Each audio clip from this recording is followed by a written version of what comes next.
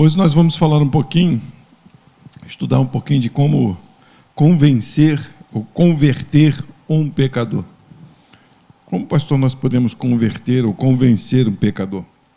Esse salmo, aliás, os salmos, eles geralmente foram escritos quando o autor estava passando por algum problema, ou então por algo que aconteceu.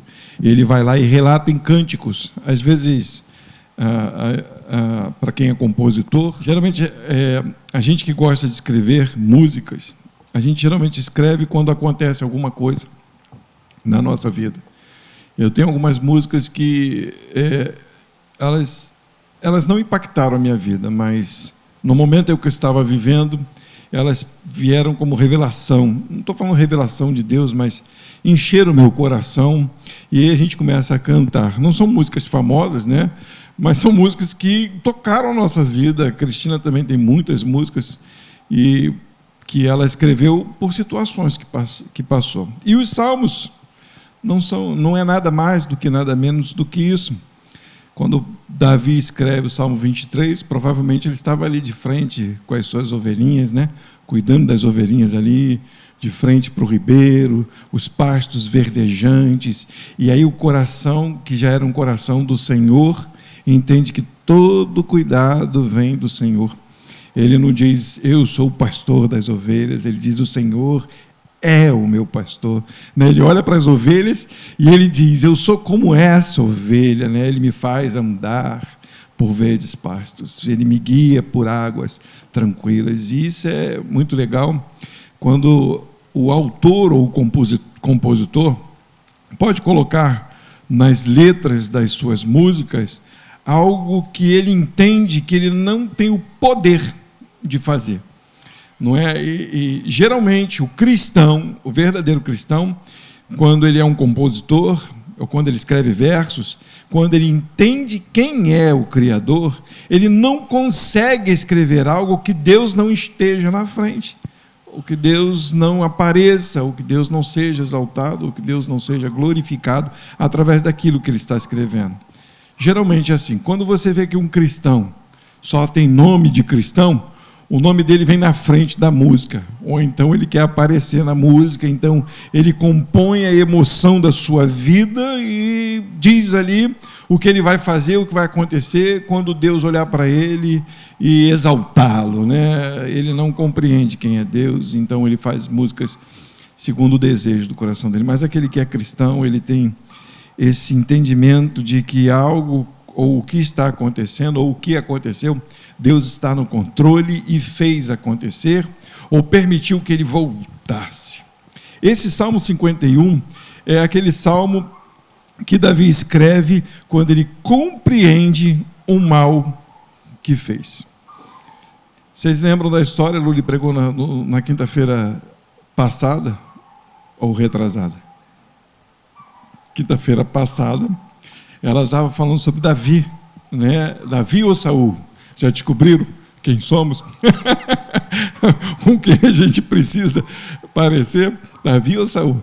Né? E ela estava falando da história, e ela comentou a história de Davi, quando ele está lá olhando a mulher nua, né? Ela terraço lá, ele está olhando, se alegra com aquilo tudo, e ele vai lá e comete um adultério, e após o adultério, tem a marca do adultério, a mulher está grávida, e é ele, para esconder o adultério, a besteira que fez, manda o marido da mulher com que ele cometeu o adultério na frente de batalha para que ele seja morto, né? Ele é um homicida, ele é um assassino. Davi foi um assassino. E ele está tranquilo. E é essa parte que eu quero que vocês entendam. Ele está tranquilo. Na maldade do seu coração, ele está em paz.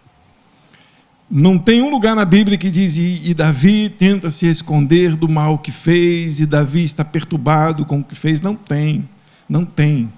Ele está em paz. E vem um homem de Deus, com a palavra de Deus, chamado Natã, e diz para Davi algo que faz alertar e despertar o mal que está no seu coração. Natã chega a Davi, conta-lhe uma parábola, e na parábola de Natã, é interessante que Davi condena aquele homem que está na parábola. A parábola é mais ou menos assim, né? Um homem tinha uma ovelha, veio outro homem, catou a ovelha dele, me lembra? Várias outras ovelhas, catou a ovelha daquele homem que só tinha uma ovelha, né? E aí no final da história, Natã pergunta o que deve fazer com aquele homem, e Davi, irado, diz: mata esse homem, pega esse homem, destrói a casa dele, pá. Davi se acha um justiceiro neste momento, um homicida, um adúltero se acha agora no direito de julgar alguma coisa, e Natã aponta o dedo. E não é o dedo de Natã que vai no coração de Davi, é o dedo de Deus que vai no coração de Davi. E ele vê que é ele, aquele homem que tomou a ovelha daquele homem que só tinha uma ovelha. E aí Davi cai em si, o pecado vem à tona, ele entende o que ele fez. E é aí que a gente começa a compreender uma obra que é extraordinária na nossa vida. Vamos ler esse texto, esse cântico de Davi, quando ele compreende o mal que fez, quando o dedo de Deus vem sobre a vida dele. É interessante que eu lembro da história de papai. Quando papai voltou para casa, estava lá pastor Moisés, da igreja presbiteriana, lá em Marechal Hermes, pregando a palavra, e teve uma hora lá, um dado momento lá, que o pastor Moisés, eu não lembro a mensagem, papai deve lembrar, aponta o dedo, e papai diz que aquele dedo veio direto no coração dele, e aí papai lembra de Deus, né? De como se Deus estivesse falando: é você, é contigo que eu estou falando. E aí vem à tona as coisas que estava fazendo, e o papai volta para casa, né? É algo que Deus faz e é tremendo. Salmos do número 51 diz assim: tem misericórdia de mim, ó Deus, segundo a tua benignidade, apaga as minhas transgressões, segundo a multidão das tuas misericórdias. Lava-me completamente da minha iniquidade, purifica-me do meu pecado. Versículo 2 novamente. Lava-me completamente da minha iniquidade, da maldade que tem em mim, da maldade que há no meu coração, e purifica-me do meu pecado, porque eu conheço as minhas transgressões, eu sei o que eu fiz de errado, e o meu pecado está sempre diante de mim. Contra ti somente pequei, e fiz o que era mal à tua vista, para que sejas justificado quando falares e puro quando julgares.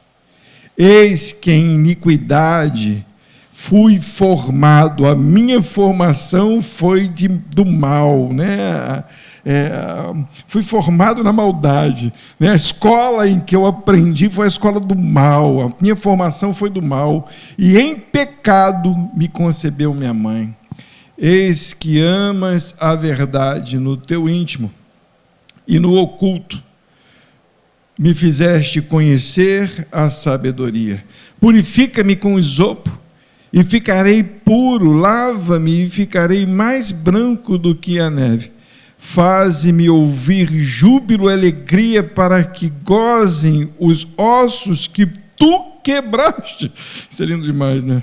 A palavra de Deus, quando vem ao nosso coração, é como se tivesse destroçado os ossos. Esconde a tua face dos meus pecados e apaga todas as minhas iniquidades. Cria em mim, ó Deus, um coração puro e renova em mim um espírito reto. Não me lances fora da tua presença, não retires de mim o teu Espírito Santo. Torna a dar-me a alegria da tua salvação e sustém-me com um espírito voluntário. Então ensinarei, percebe?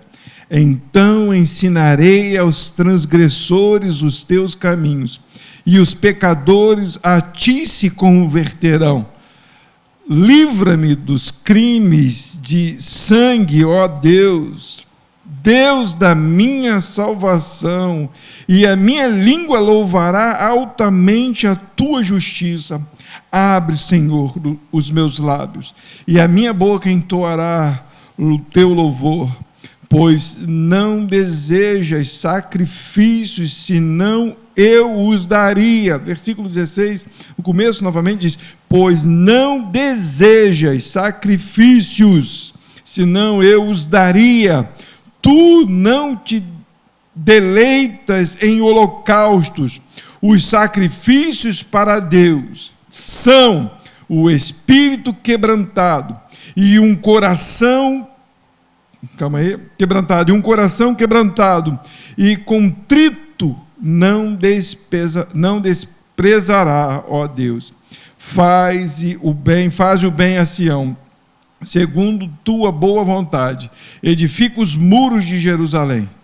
Então, desta forma, te agradarás dos sacrifícios de justiça, dos holocaustos e das ofertas queimadas. Então se oferecerão novilhos sobre o teu altar. Só para ficar gravado, versículo 17 e 19. Os sacrifícios para Deus são espírito quebrantado, e um coração quebrantado e contrito não desprezarás, ó Deus. Versículo 19. Então te agradarás dos sacrifícios de justiça, dos holocaustos e das ofertas queimadas. Então se oferecerão novilhos sobre o teu altar. Esse texto é lindo demais. É o texto que hoje a igreja precisa voltar a estudar para compreender como devemos andar diante de Deus.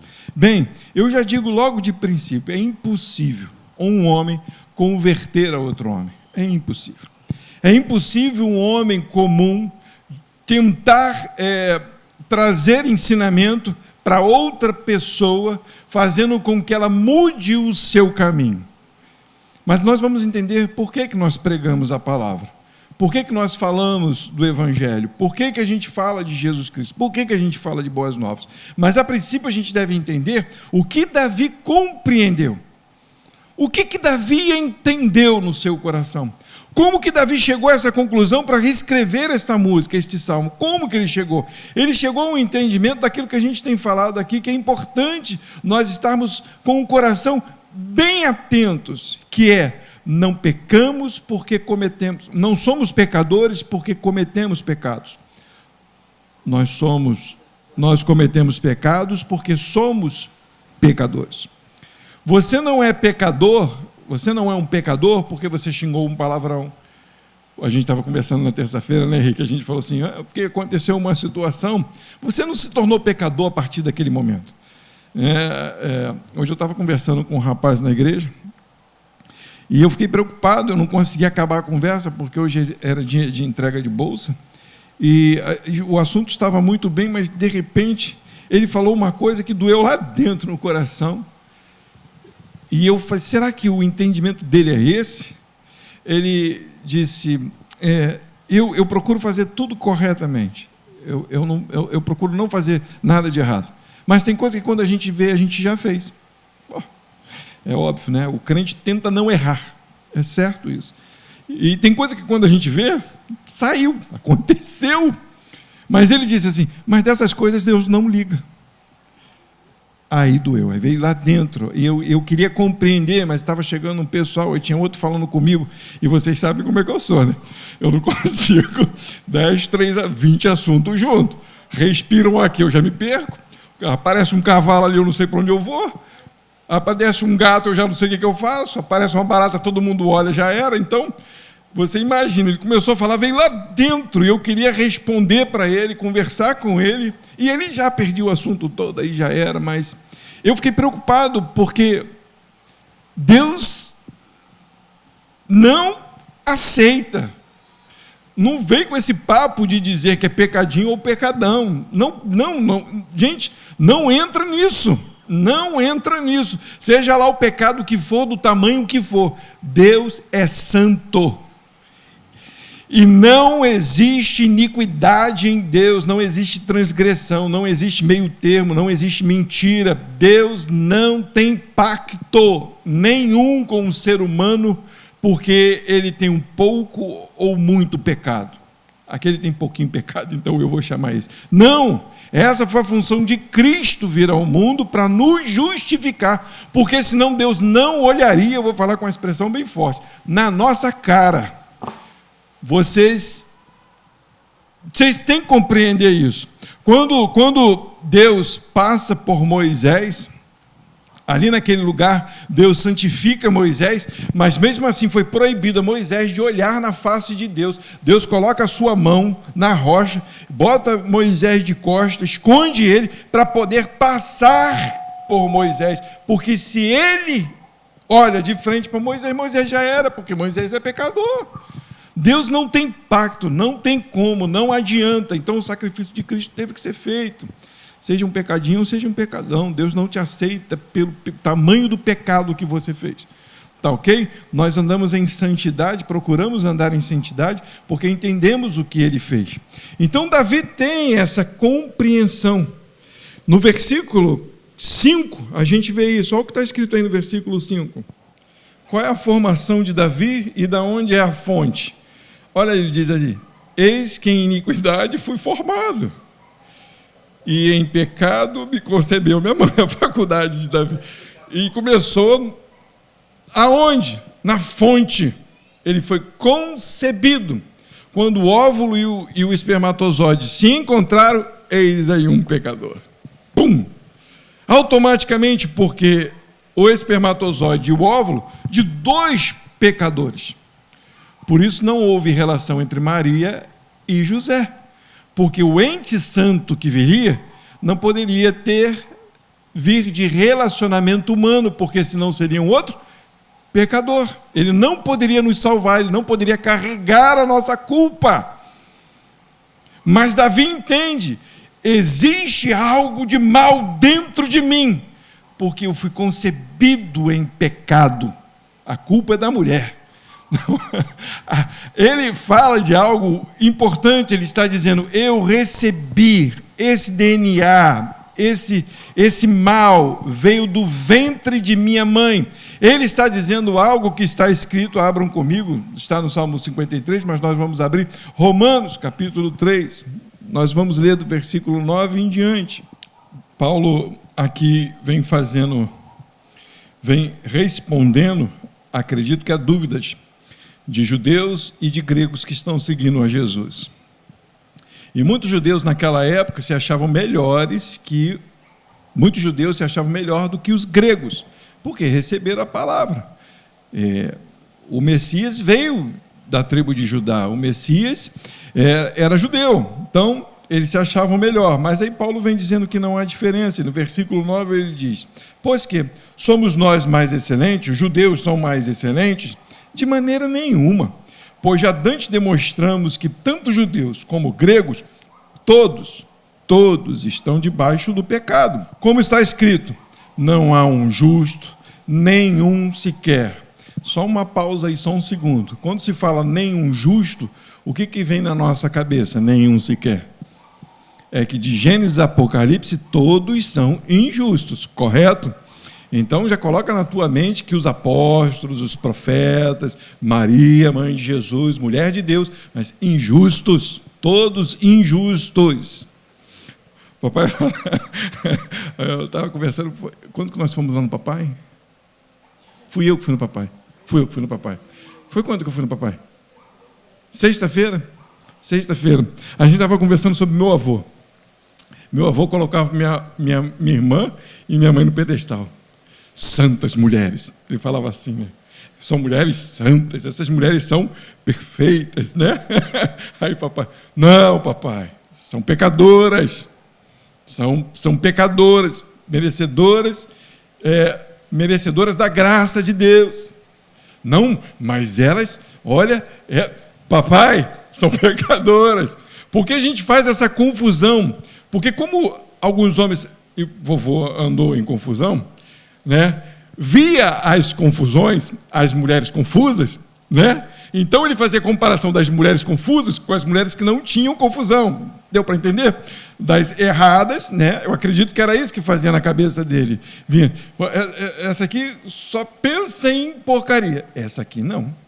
Essa aqui faz tudo de bom para o marido em casa, nunca fez besteira nenhuma na rua. Então essa mulher é uma santa. Mas tanto essa quanto aquela são pecadoras.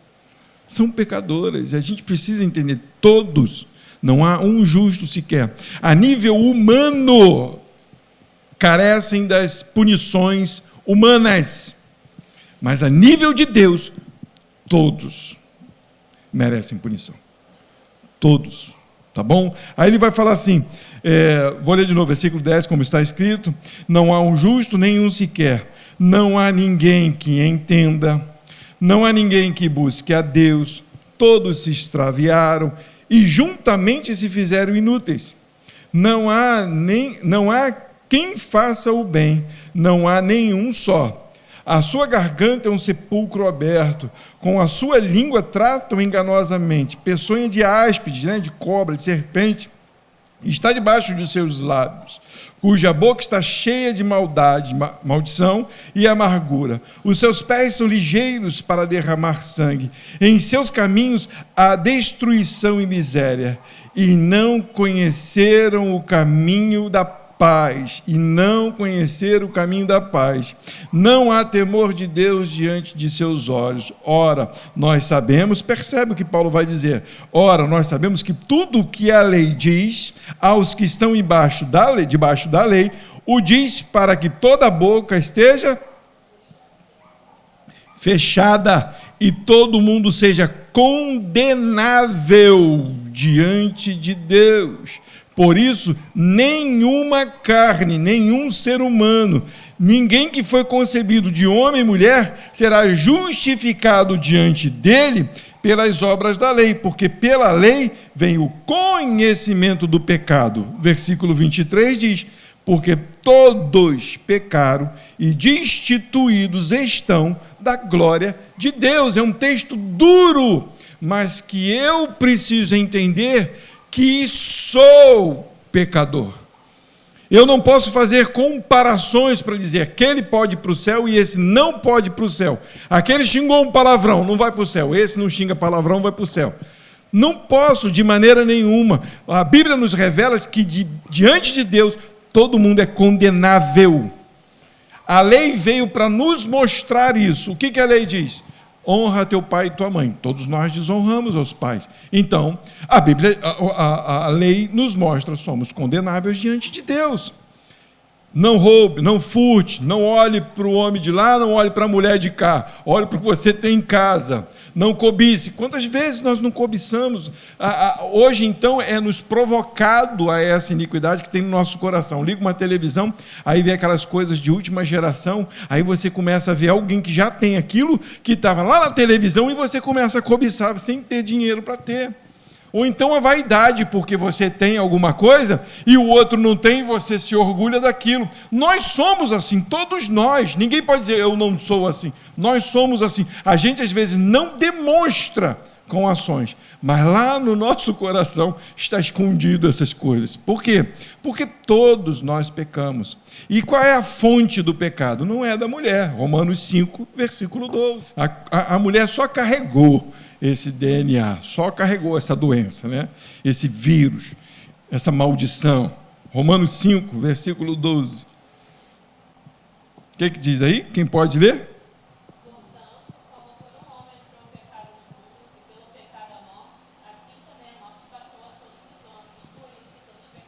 Em suma, por um homem entrou o pecado no mundo.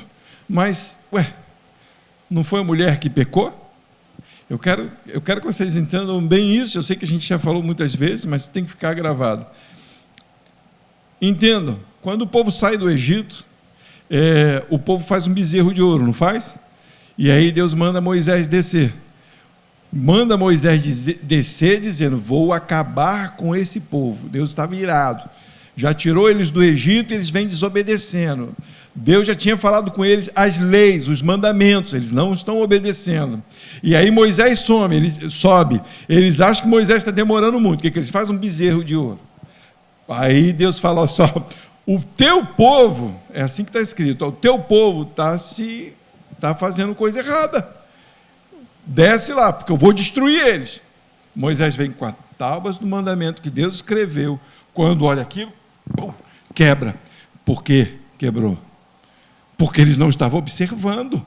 Aquilo não estava valendo para eles. Não estava valendo. A lei não estava libertando eles do pecado. É como se Moisés, isso aqui não adianta para vocês. Pum, quebrou a lei. Só que a lei é para mostrar ao povo que eles estão em pecado. Moisés sobe ao monte novamente. E aí Moisés começa a interceder por aquele povo. E Deus não mata o povo, por quê? Por causa da intercessão de Moisés. É claro, Moisés não era Jesus, Moisés depois bate na rocha, Deus se aborrece com aquele povo, ninguém entra na terra prometida, nem Moisés, porque Moisés não é Jesus. Então Moisés também tinha pecados. Mas se Adão, acredito eu, nas minhas confabulações, né? É assim que posso falar assim? No meu tico e teco aqui, se Adão tivesse autoridade de dizer, mulher, isso é pecado, vamos diante de Deus agora se arrepender do que você fez, provavelmente Deus tinha tirado a culpa, porque é isso que acontece com aqueles que se rendem ou se põem na frente daqueles que pecaram, ok? Então o que Adão fez? Comeu também, e além de comer ainda colocou a culpa em quem? Na mulher. Geralmente a culpa é da mulher, mas porque a gente não assume, geralmente brincando, mas porque o homem deixou o seu papel, Deus puniu o homem, e ele carregou no seu DNA o pecado e a maldição para toda a humanidade. Então, o primeiro Adão, o primeiro homem, pecou, e o pecado de Adão foi para todas as gerações. E o que a Bíblia me pede? O reconhecer que eu recebi esse mal, que eu sou pecador. O problema é que as pessoas não reconhecem isso. Elas olham para a vida delas, se elas tiveram uma vida boa, elas acham que elas não receberam pecado, que elas tiveram uma boa educação, que os pais tiveram que falar para ela, não bota o dedo na tomada, não xinga o fulano, não joga pedra no telhado de cicrano, olha, seja um bom garoto. Por que o papai fez isso e a mamãe fez isso? Porque já era um pecador, mas ele não consegue compreender que eles têm iniquidade e que ele é um pecador, ele não consegue, ele se acha santo, ele se acha bom, e se ele não tem esse entendimento, ele não tem salvação, e toda a humanidade está debaixo deste pecado. A gente não consegue olhar para Deus. Então o pecado entrou no mundo. As leis vieram para que a gente reconhecesse o nosso pecado. A Bíblia diz, não faça isso. E a gente faz, olha, está vendo? Você é um pecador. A lei não veio para corrigir o teu erro. A lei veio para demonstrar o teu erro. Então, em suma, somos pecadores. Nós tentamos, à medida do possível, andar na linha. E eu quero abrir um outro parênteses aqui, porque às vezes a gente fala que a salvação não é por obras, não é pelo que você faz, e alguns dizem assim, então eu posso fazer o que quiser. Ninguém está dizendo isso aqui essa noite, amém? Vocês entenderam, né? Não estou falando aqui pode fazer o que quiser, não, tá? Quantas vezes eu vi, pastor, você disse isso, então cada um pode fazer o que quiser. Não estou falando isso. Não entre isso jamais na cabeça de vocês. Se Jesus deu graça a vocês e vocês receberam salvação, vem algo no nosso coração a apontar. Porque o resto do mundo, aqueles que não têm, não lhes é apontado. Eles acham que está tudo bem. Por quê? Abre aí João, capítulo 16. Um texto conhecidíssimo nosso, que nós sempre lemos. Eu acabei abandonando o Salmo 51, mas tudo isso que estou lendo está lá no Salmo 51, tá bom? João capítulo 16. A obra redentora, né, de Jesus Cristo, a nossa salvação, ela teve um auxílio extraordinário, porque senão jamais nós poderíamos nos arrepender dos pecados. A partir do versículo 7. 16, João 16, a partir do versículo 7. Jesus fala assim, todavia digo-vos a verdade, que vos convém que eu vá, porque se eu não for, o Consolador não virá a vós, mas quando eu for, vô-lo enviarei. E quando ele vier, o Consolador, convencerá. Esse convencer não é o simplesmente de dizer estou certo, é de converter, é de tirar o cara de uma situação, que nós já falamos das trevas, e levar para o reino da luz. A visão é aberta, o entendimento é aberto. Então, ele diz que o Consolador virá e convencerá o mundo do pecado, da justiça e do juízo. Do pecado, porque não crê em mim. Da justiça, porque vou para o meu Pai e não me vereis mais, e do juízo, porque já o príncipe deste mundo está julgado. Jesus traz uma informação muito boa, e que a gente precisa ter em mente. Quando Jesus estava no mundo, o Espírito Santo não tinha sido derramado. O Espírito Santo vinha sobre os antigos para que eles executassem alguma coisa, ou para que tivessem uma visão do que Deus queria. Lá no Salmo 51, não precisa abrir não, deixa que eu abra aqui e vou falar para vocês aqui. Ele vai falar no versículo 11, quem tiver marcado pode abrir. Ele diz assim: não me lances fora da tua presença, não retires de mim o teu Espírito Santo. Davi tem a consciência de que ele jamais conseguiria estar salvo ou ter entendimento do seu pecado, se o Espírito Santo não estivesse nele. E ele diz, não retires de mim, porque Davi já conhece a história do rei Saul, que foi contado na quinta-feira passada. Saul recebe o Espírito de Deus, mas o Espírito que estava em Saul, o Espírito de Deus é retirado, porque foi ele, qual é a palavra certa? Rejeitado por Deus, ok? Só que quando Jesus vem, e ele cumpre a justiça, Jesus faz o que deveria ser feito, que nós não fizemos, agora o Espírito não é mais retirado, o Espírito é derramado, entenderam? O Espírito não vem só para te dar uma ideia, para dar um convencimento, para te dar uma habilidade, igual fez com Sansão, para Sansão ficar forte, para Davi ficar um grande compositor e um grande rei. Não, o Espírito agora vem e sela, o Espírito vem e convencifica. Jesus está dizendo, eu vou para o Pai, porque se eu não for, ele não virá até vocês. E se ele não vier até vocês, não haverá convencimento, não haverá conversão. Não tem como um homem comum ser convertido. Por quê? Porque está escrito no versículo 9, do pecado, porque não creem em mim. Então o Espírito vem para convencer o homem que ele não olha para Deus, que ele não ama Deus, que ele não quer Deus. O pecado habita em nós e ele nos fez afastar tanto de Deus que a gente olha para a criação e acha que ela evoluiu. A gente olha para os nossos feitos e acha que foi a nossa força. A gente olha para o salário final do mês, foi porque eu trabalhei. Entenderam? O Espírito vem e te diz, não, tudo vem de Deus, a criação foi Ele quem fez. O Espírito te convence de que você não crê em Deus. Essa é a função do Espírito, fazer você parar de olhar para o mundo, parar de olhar para você e olhar para Deus. Esse é o convencimento do Espírito. E não só isso, ele te convence do juízo. Do juízo porque, não, da justiça, versículo 10. Porque vou para o Pai, para o meu Pai. Ele faz você entender que o único caminho de salvação é por meio de Jesus Cristo. Porque o Espírito só veio até nós porque Jesus não pecou. Vocês entenderam? Jesus vem, Jesus é a lei de Deus, é o mandamento de Deus, é o cumprimento de todas as coisas. Jesus passa por esse mundo sem pecado. Então, quando ele vai para o céu, o nosso pecado está em Cristo na cruz. Quando ele sobe, ele tem o poder de me justificar, quando o Espírito me convence do pecado, da justiça e do juízo. Que ele, no juízo, no versículo 2, diz que o Espírito nos convence de que esse mundo e esse império nesse mundo será acabado. É isso que o Espírito vem fazer, vem nos convencer. Ele nos dá entendimento de quem é Deus, de quem é Cristo e de que o mundo vai ter o seu fim. Se o Espírito não te convenceu a isso, é porque você não se converteu. E se não há esse entendimento, que você é pecador e que precisa de Jesus, e que você vai morar com Ele no céu, e se você não se arrepender disso, não vai morar, entendeu? Então, mas se isso está em você, é porque o Espírito Santo está em você, te convencendo dessas coisas.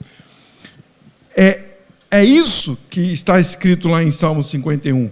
Davi entendeu, compreendeu a fonte do seu erro, mas ele não correu e colocou a culpa em outro. Ele pede perdão pelo seu pecado. Ele não diz, por causa da minha mãe, ele entende, sou pecador porque recebi como herança o pecado, mas Deus me perdoa das minhas iniquidades. Não retire de mim o teu espírito. Não me faça um comum, não me faça receber o inferno como prêmio, me faça receber o céu. Então limpa-me de todo o pecado, que eu conheça o caminho. Está lá, o Salmo 51, ele vai falar isso. Vamos ler a partir do 12. Diz assim: torna a dar-me a alegria da tua salvação e sustenta-me com espírito voluntário. Rafael me fez ver que eu estava lendo errado. Então, ensinarei aos transgressores os teus caminhos e os pecadores a ti se converterão. Aí entra a terceira parte da nossa mensagem. Quando essa pessoa recebe Jesus e ela entende quem ela é, né? Porque as mensagens hoje elas mudaram. As pessoas dizem: eu mudei, sou nova criatura, agora não faço mais nada de errado. Esse continua sendo um pecador e não sabe o que está falando. Porque o dever daquele que foi transformado é levar a pessoa a entender o que Deus fez na vida dele e continua fazendo. Nunca diga para ninguém: eu sou perfeito. Diga: o Senhor me salvou porque eu sou imperfeito, não merecia a salvação. E aí Davi tem essa consciência e diz: agora eu posso falar, eu posso ensinar. Eu posso ensinar porque eu entendi, eu conheci o teu caminho e agora eu vou falar para eles, para que eles também se convertam. Esse é o nosso ministério, de receber de Deus o entendimento de quem somos, de que somos pecadores, de que merecíamos o inferno, mas que agora, por Ele ter nos orientado, nos lavado, nos remido, nos dado a consciência de pecado, nos arrependemos, aceitamos a Cristo como Salvador e agora mostramos ao mundo quem somos em Deus. Entenderam? Então, essa é a parte que nós devemos fazer, não é a parte que o Espírito faz, porque quem convence é o Espírito. Tem um texto muito legal, lá em 1 Coríntios, não precisa abrir, 1 Coríntios capítulo 3, lá os corintianos, né, estavam discutindo, que um era de Paulo, outro era de Apolo, né? Maior orgulho, né? Eu sou de Paulo, né? Igual vocês fazem aqui: eu sou do pastor Eduardo, pastor Dudu. Nossa, caramba, estou brincando, tá? Mas tem lugar que é assim, né? Não, eu prefiro quando o pastor fulano está lá. Quando o pastor fulano não está lá, não tem igreja. Não tem igreja. Eu não posso falar isso aqui não, eu ia falar um negócio dali, mas não posso falar não. Vou falar de outra igreja. Tem um pastor velhinho numa igreja, né? E já tem um monte de pastor em volta. Tem gente que fala assim: quando meu pastor morrer, eu saio dessa igreja. Saio dessa igreja porque ele é um pastor que fala a verdade. Aí Paulo, né, olhando para ele e para Apolo, porque eles estavam se dividindo, um diz: eu sou de Paulo, outro diz: eu sou de Apolo, né? Enchiam a boca para falar, né, com aquele orgulho. E Paulo diz: quem é Paulo e quem é Apolo? Por acaso foi eu que salvei vocês? Por acaso fui eu que resgatei vocês? Foi eu que tirei vocês das trevas e levei para a luz? Estou resumindo o pacote do texto, né? E Paulo diz assim: eu plantei, Apolo regou. Nós falamos da palavra. Paulo foi o missionário que levou o testemunho dele para muitos. Apolo, quando as pessoas vinham, ia lá: a palavra é essa, aquilo que Paulo te falou lá, que você ouviu, é essa aqui, isso aqui não é bom fazer, está escrito assim, regando, entenderam? Apolo está lá, enquanto vem alguém com alguma dúvida estranha, receber algum ensinamento dos crentes estranhos, dos crentes gospel, aí Apolo ia lá e regava, não, podava a folhinha, para que Deus desse o crescimento. Porque se Deus não der o crescimento, se o Espírito não convencer, não converter, não tem frutificação, não tem crescimento de planta, não existe. A nossa função é o ato de levar, de falar, mas o convencimento quem dá é o Espírito Santo, não somos nós. É o nosso dever pregar o Evangelho. Abre comigo, Marcos, para a gente encerrar. Mais 3 textos. Marcos 16, versículo 15, que diz aí, Jesus está subindo ao céu. E ele já deixa uma instrução, isso antes do Espírito descer. Antes deles receberem e serem cheios do Espírito. Enquanto eles não estão cheios do Espírito, onde é que eles estão? Orando, escondidos. Mas quando o Espírito veio sobre eles, aconteceu o que Jesus disse para ele. E disse-lhes, ide por todo o mundo e pregai o Evangelho a toda a criatura.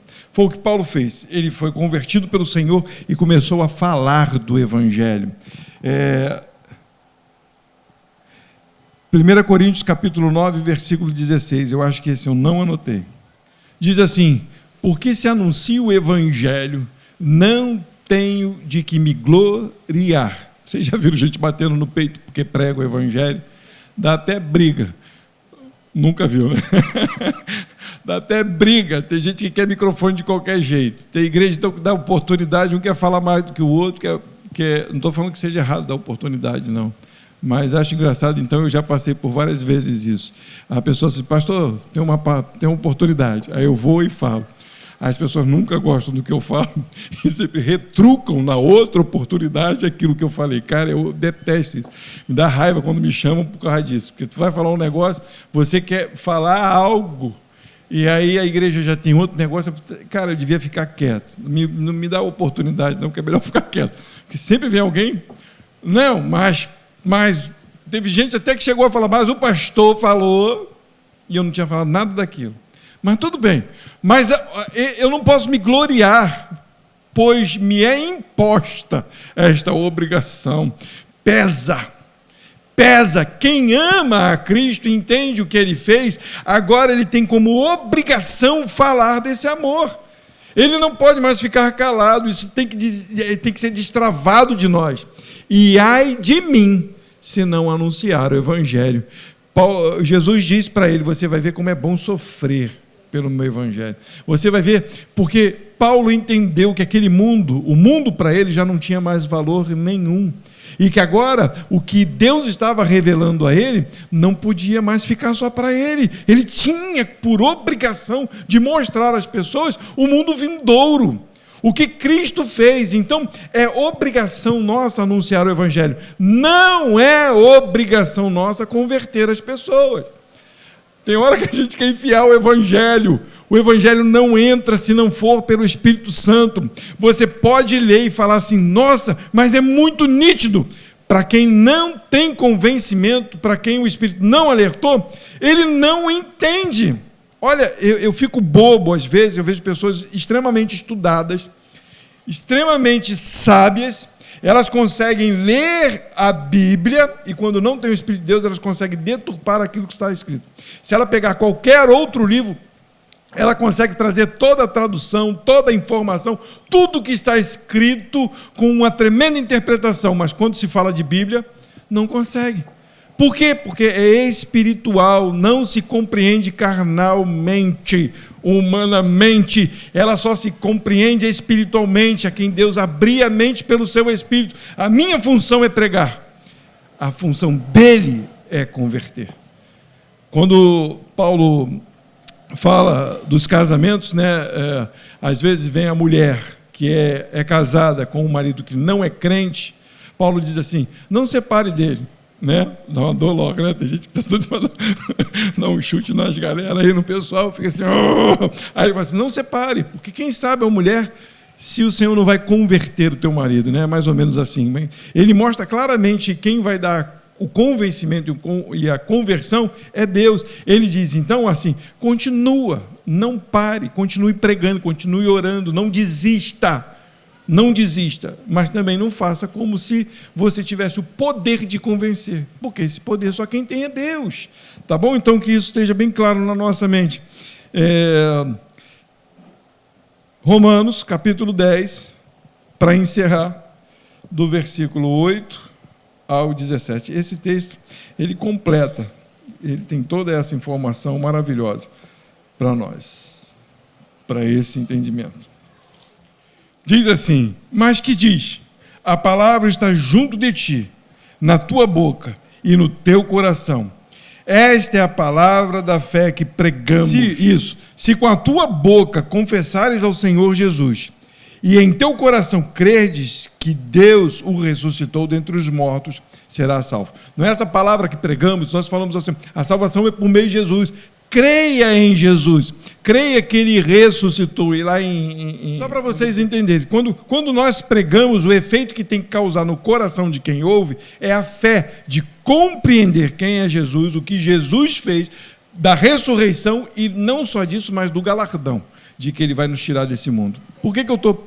Sem fé é impossível agradar a Deus, importa que aqueles que se chegam a Deus creia que Ele existe e que é galardoador dos que o amam. Glória, nossa, que isso, hein? Demorou, mas chegou lá. Mas é essa fé que tem que vir no seu coração.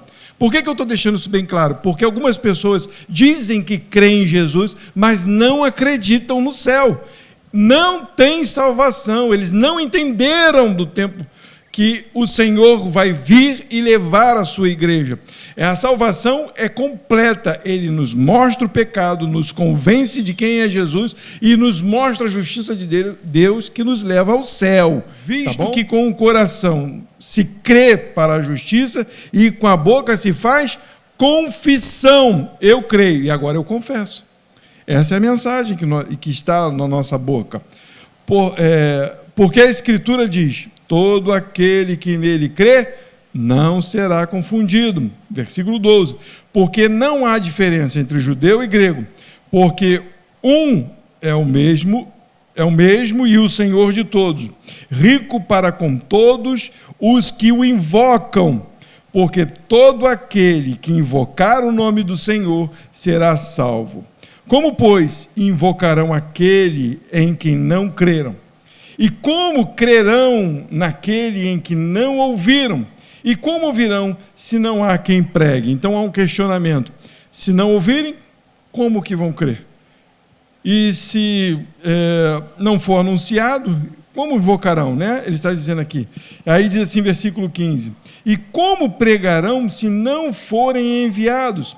Então a palavra veio a nós, nós entendemos, nós cremos, nós estamos sendo enviados para poder pregar esse amor, para que ouçam, como está escrito: quão formosos os pés dos que anunciam o evangelho da paz, dos que trazem alegres novas de boas coisas.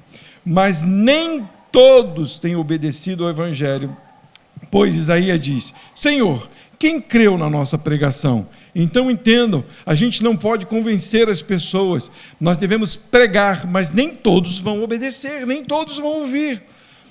De sorte que a fé é pelo ouvir e ouvir a palavra de Deus. Até que versículo?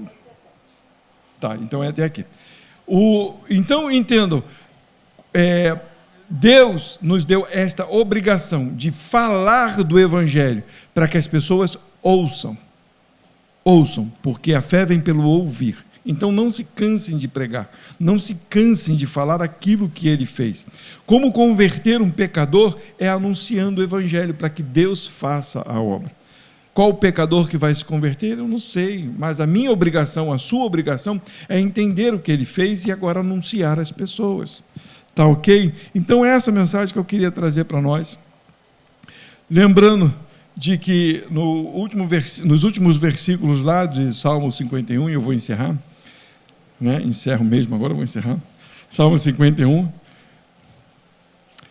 Eu vou ler o 16 e 17, depois eu vou ler o 19, só para lembrar para vocês isso que é importante, que faz parte dessa mensagem. Versículo 16 vai dizer assim: pois não desejas sacrifícios, senão eu os daria. Tu não te deleitas em holocaustos. Como que Israel se movia diante de Deus? Como que Israel saía para a batalha? Como que as pessoas recebiam um perdão das suas falhas? Não era com o sacrifício e com os holocaustos? não era? E aí Davi agora traz uma informação que parece ser um absurdo. Como que Deus não quer? O problema é que as pessoas se voltam para o sacrifício. Entenda isso. Eu faço e Deus aceita. Eu vou na igreja, então Deus me recebe. Eu dou o meu dízimo e Deus se alegra. Eu canto louvores, então os céus se abrem. Esquece isso, Deus não se alegra com os sacrifícios. Esse sacrifício de holocausto aqui, eu posso botar muito bem o que eu estou falando para vocês. Arrumei, vamos botar aqui para a gente, a igreja sempre precisa de arrumação, precisa se mexer no som, e a gente fala, nossa, olha o que eu fiz para Deus, então agora eu vou ser justificado diante de Deus. Ele está dizendo, Deus não quer sacrifícios. Versículo 17 vai dizer, os sacrifícios para Deus são o Espírito, os sacrifícios para Deus são o espírito quebrantado, e um coração quebrantado e contrito não desprezará, ó Deus. Tudo o que fazemos, fazemos porque entendemos o que Ele fez por nós. E aí quando entramos diante dEle, entramos como? Com o coração contrito. Diante de Deus não venha altivo de forma nenhuma. Ele é Deus, nós somos pecadores. Davi entende que Deus não se alegra com os sacrifícios. Deus entende, os sacrifícios é a prova do entendimento de um coração quebrantado. Entenderam? Eu me quebrantei, o Senhor quebrou as minhas pernas pelo mal que eu fiz, pelo pecado que estava em mim, me constrangi diante de Deus. E agora o que eu faço? Os sacrifícios. O quebrantamento vem antes do sacrifício. Versículo 19. Então te agradarás dos sacrifícios de justiça e dos holocaustos, das ofertas queimadas. Então se oferecerão novilhos sobre o teu altar. Então aí se canta louvor. Então aí se faz alguma coisa para Deus. Mas se entra na presença de Deus com o coração contrito, para que Ele receba o sacrifício. Porque, na verdade, o sacrifício já foi feito. Então, não tem o que a gente vai fazer que vai agradar a Deus, porque o sacrifício que agradou a Deus foi o sacrifício de Jesus. Ele olhou e disse, sacrifício perfeito, meu filho. Ele olha para nós e diz, quebrante o seu coração, humilhe-se diante de mim e trabalhe na minha obra. Porque muita gente faz o contrário, vou trabalhar na obra de Deus para Ele esquecer o que eu fiz de errado. Vocês sabiam disso? Vou lá tocar um instrumento, vou pregar uma palavrinha, e ainda tem gente que fala assim, olha Deus, preguei, viu fulano? Aceitou o Senhor porque eu preguei para ele. Quantas almas eu ganhei para o Senhor? Meu irmão, quem ganhou as almas foram eles, foi Ele mesmo. A única coisa que você fez foi levar o Evangelho. E o que Ele está vendo é o seu coração, o meu coração. De um coração quebrantado é que Ele se agrada, não é da obra que você faz. Por isso que por obra ninguém entra no céu. Os livros serão abertos. E Ele vai ver as nossas obras. E só vamos entrar pelo nome escrito no livro da vida. Porque quem morreu por nós foi Jesus. Que essa palavra alcance o nosso coração e que a gente, com isso, entenda quem somos e não só a gente venha entender quem somos, mas também do nosso dever de falar, para que Ele opere segundo o seu querer.